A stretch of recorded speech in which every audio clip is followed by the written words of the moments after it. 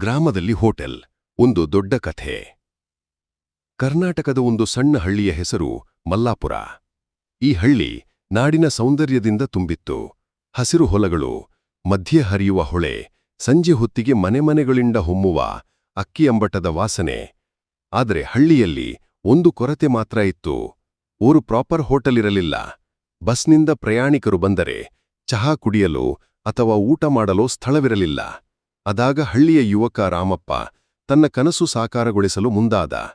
ಅವನು ಊರಿನ ಬಸ್ಸು ನಿಲ್ದಾಣದ ಎದುರು ಒಂದು ಸಣ್ಣ ಕಟ್ಟಡವನ್ನು ಕಟ್ಟಿಸಿ ಅದನ್ನು ಶಾಂತಿವಿಳಾಸ್ ಹೋಟೆಲ್ ಎಂದು ಹೆಸರಿಟ್ಟ.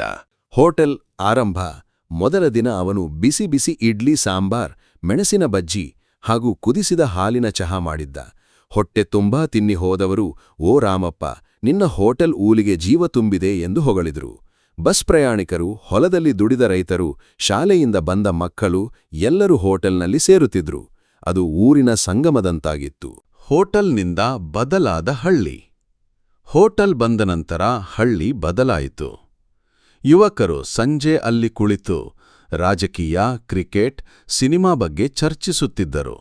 ರೈತರಿಗೆ ಹೋಟೆಲ್ ಚಹಾ ಹೊಸ ಶಕ್ತಿ ಕೊಟ್ಟಿತ್ತು. ವೃದ್ಧರಿಗೆ ಹೋಟೆಲ್ ಮಾತುಕತೆಗಾಗಿ ಒಂದು ಮಕ್ಕಳ ಮನೆಯಂತೆ ಆಯಿತು. ರಾಮಪ್ಪನ ಹೋಟೆಲ್ ಕೇವಲ ಊಟದ ಸ್ಥಳವಲ್ಲ, ಹಳ್ಳಿಯ ಹೃದಯವಾಗಿತ್ತು. ಸವಾಲುಗಳು ಆದರೆ ಸುಲಭ ಇರಲಿಲ್ಲ. ಕೆಲವು ಜನ ಹೋಟೆಲ್ ಬಂದರೆ ಹಳ್ಳಿ ಹಾಳಾಗುತ್ತದೆ ಎಂದು ವಿರೋಧಿಸಿದರು. ಕೆಲವೊಮ್ಮೆ ಅಕ್ಕಿ, ತರಕಾರಿ, ಎಣ್ಣೆ ಕೊರತೆಯಿಂದ ರಾಮಪ್ಪ ಹೋಟೆಲ್ ಮುಚ್ಚಬೇಟಾಯಿತು. ಆದರೂ ಅವನು ಹಳ್ಳಿಯವರ ಸಹಾಯದಿಂದ ಮುನ್ನಡೆದ. ರೈತರು ಬಾಳೆಹಣ್ಣು, ತರಕಾರಿ ಉಚಿತವಾಗಿ ನೀಡಿದರು.